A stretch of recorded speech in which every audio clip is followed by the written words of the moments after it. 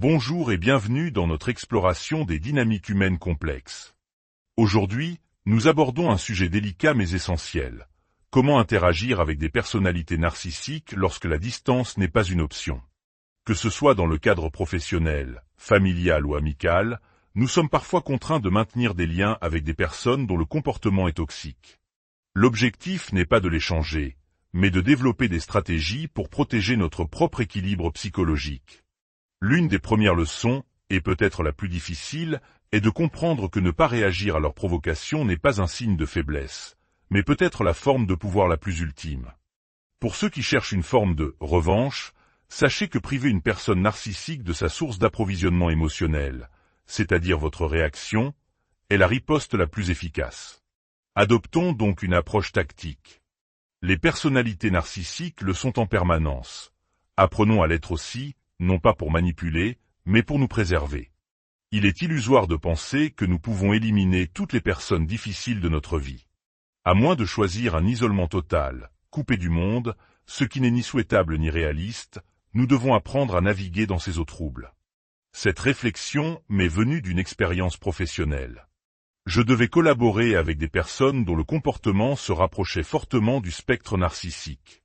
J'avais besoin de leur soutien sur un projet important et, à cette époque, je traversais une période de grande vulnérabilité et de fatigue. Poussé par un espoir tenace, j'ai baissé ma garde, je me suis montré ouvert et vulnérable avec eux. L'effet a été désastreux. Ma vulnérabilité a été perçue comme une faiblesse et exploitée. Après la phase initiale de déception et de colère, j'ai pris du recul. J'ai compris que je n'avais pas le choix, je devais continuer à interagir avec eux. Mais je pouvais le faire différemment. Je pouvais m'enseigner à interagir avec eux en tenant compte de leur nature profonde, de ce qui les motive. J'avais besoin de certaines choses d'eux, et j'ai dû accepter qu'ils ne pourraient m'en fournir qu'une partie, et uniquement d'une manière qui leur convenait. C'est là qu'intervient le concept d'acceptation radicale. C'est inconfortable, car une partie de nous crie qu'ils devraient être capables de plus, qu'ils devraient être plus empathiques. Mais le mot « devrait » est un poison dans ce genre de relation. Il nous maintient dans un espoir stérile et douloureux. Alors, je me suis désengagé émotionnellement. Je me suis tourné vers eux uniquement pour ce que je savais qu'ils pouvaient m'apporter, et rien de plus. La chaleur a-t-elle quitté la relation de mon côté? Absolument. Mais en échange, j'ai gagné une immense clarté et une légèreté inattendue. C'était comme si on m'avait instantanément délesté d'un lourd fardeau. Ce soulagement vient de la compréhension profonde et de l'acceptation de la réalité de qui est l'autre personne. Lorsque l'on admire certains aspects d'une personne, son talent, son intelligence, on a tendance à vouloir le package complet. On veut qu'elle soit aussi chaleureuse, empathique et bienveillante. Mais la particularité de nombreuses personnes narcissiques est qu'elles sont souvent excellentes dans un domaine précis, ce qui peut être très utile. Cependant, elles sont rarement des êtres humains équilibrés sur le plan émotionnel. Le reconnaître n'est pas du cynisme, c'est du réalisme. C'est une protection. Cette approche tactique est plus difficile à appliquer dans les relations intimes, comme les relations amoureuses ou familiales, mais elle reste possible. Il s'agit de leur demander uniquement des choses qu'ils feront parce que cela sert leurs propres intérêts ou leur procure une satisfaction personnelle. Il faut accepter qu'ils ne prendront jamais de vos nouvelles de manière sincère ou ne vous demanderont pas comment vous vous sentez. Pour illustrer, pensez à une personne narcissique comme à une application sur votre téléphone. Une application a une fonction unique et limitée. L'application de VTC commande une voiture. L'application de livraison commande un repas. Vous n'attendez pas de votre application Uber qu'elle vous console après une mauvaise journée, ni de votre application de compagnie aérienne qu'elle vous félicite d'avoir fait la lessive. Ironiquement, les personnes narcissiques nous traitent exactement comme des applications, des outils pour obtenir ce dont elles ont besoin, que ce soit de l'admiration, un service ou un défouloir. Le défi est de ne pas laisser cette vision transactionnelle contaminer toutes vos autres relations. Il est crucial de reconnaître et de chérir les personnes mutuelles, aimantes et bienveillantes dans votre vie, celles avec qui vous pouvez être pleinement vous-même. Penser que l'on peut obtenir cette connexion partout mène à l'épuisement et à la déception chronique. C'est ici qu'intervient la méthode dite du grey rocking ou la pierre grise. L'idée fondamentale est de devenir aussi inintéressant qu'un caillou gris au bord du chemin. Des réponses brèves, factuelles, sans engagement émotionnel. Cependant, une version extrême de cette méthode, avec des oui et non monosyllabiques, peut être perçue comme hostile et provoquer l'effet inverse. Il existe une forme plus subtile et bien plus puissante de grey rocking, la non-réaction.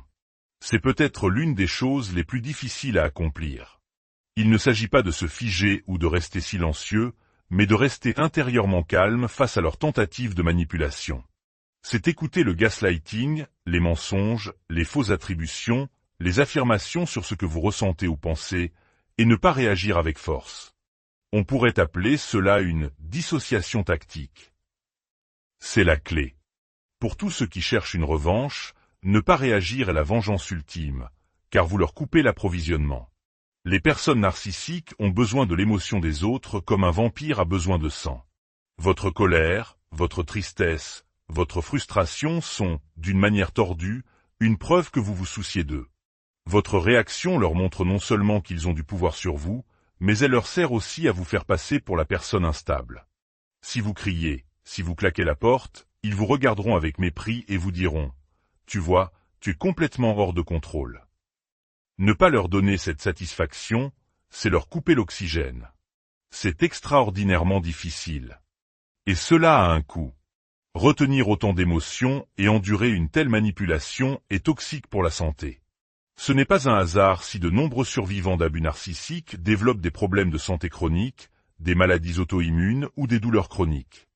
Notre corps finit par payer le prix de ce que notre esprit endure. Cette stratégie n'est donc pas tenable sur le long terme. C'est un outil de survie temporaire qui apporte une clarté incroyable. Une fois que vous ne réagissez plus, vous voyez la personne narcissique pour ce qu'elle est, un être malheureux, manipulateur et malhonnête. Et une fois que vous l'avez vu, vous ne pouvez plus l'ignorer. Quand nous nous défendons contre leurs accusations, quand nous entrons dans la boue avec eux, nous donnons involontairement du crédit à leur version des faits, comme si ce qu'ils disaient pouvait être vrai. Imaginez un instant qu'une personne vous aborde et vous dise qu'elle est Napoléon et vous invite à rencontrer Toutankhamon dans les jardins de Babylone. Vous ne discuteriez pas avec elle. Vous reconnaîtriez que cette personne est déconnectée de la réalité. Alors, quand une personne narcissique invente ce que vous avez dit, ment sur ses actions et s'attend à ce que vous lisiez dans ses pensées, en quoi est-ce différent? Nous passons des années à nous engager dans cette folie. Ne pas s'engager, c'est échec et mat. Bien sûr, ils vont entrer en rage. Votre absence de réaction va les rendre plus manipulateurs, plus cruels. Ils vont augmenter le volume de leur provocation. Mais après la colère, et après le deuil de la relation que vous espériez, vient la clarté. Parfois, il faut rester immobile pour vraiment entendre le bruit du monde et comprendre ce qui se passe. Le mensonge est une seconde nature pour la personne narcissique. C'est un mécanisme de survie. C'est l'échafaudage qui soutient leur fragile sentiment de grandeur. Si vous essayez de retirer cet échafaudage, tout leur ego menace de s'effondrer, ce qui réveille une honte insupportable. Voilà pourquoi confronter un narcissique avec des preuves, même irréfutables, un relevé bancaire, une photo, un message, est voué à l'échec. Vous n'obtiendrez pas un aveu ou des excuses. Vous obtiendrez de la rage, des accusations en retour, et encore plus de gaslighting. La seule chose que la preuve vous apporte, c'est une validation pour vous-même. C'est une façon de déconstruire le gaslighting que vous avez subi. Vous savez que vous n'êtes pas fou. Mais n'attendez pas de reconnaissance de leur part. Enfin, abordons une distinction cruciale, la différence entre prendre quelque chose personnellement et personnaliser leur comportement. Leurs insultes, leurs critiques, leur dévalorisation. Bien sûr que vous devez les prendre personnellement. La douleur que vous ressentez est réelle, légitime et directement liée à leurs actions. Ce serait inhumain de ne rien ressentir.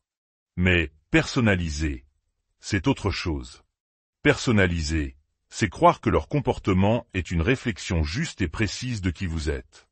C'est croire que leurs critiques sur vos défauts sont la vérité. Et c'est là que réside le piège. Leur comportement n'est en réalité pas à propos de vous. Il est à propos de leur propre fragilité, de leur manque d'empathie, de leur incapacité à l'intimité. Vous êtes simplement l'objet sur lequel ils projettent leur propre chaos intérieur. C'est comme la pluie qui tombe le jour de votre pique-nique. La pluie a ruiné votre journée, l'impact est donc personnel. Mais la pluie ne vous visait pas personnellement. Elle n'est pas tombée contre vous. Elle est juste tombée. Le comportement narcissique fonctionne de la même manière.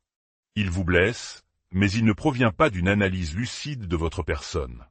Il provient de leur propre structure psychique défaillante. Ne pas personnaliser est un outil pour désarmer leurs mots. Si vous pouvez, même un instant, voir leur attaque non pas comme un jugement sur votre valeur, mais comme le symptôme de leur propre désordre, vous reprenez le pouvoir. Vous placez le problème là où il se trouve, en eux. C'est un exercice mental épuisant, qui demande une pratique constante. Mais à chaque fois que vous y parvenez, vous créez une distance mentale protectrice, même si la distance physique est impossible. Vous cessez de gaspiller votre énergie dans des disputes stériles et vous la réinvestissez dans la consolidation de votre propre réalité. Si cette analyse vous a apporté un éclairage, nous vous invitons à la partager. Vous pourriez aider une personne qui se sent seule et démunie face à ce genre de situation. S'abonner à notre chaîne, c'est aussi rejoindre une communauté de réflexion et d'entraide, où la compréhension est le premier pas vers la guérison.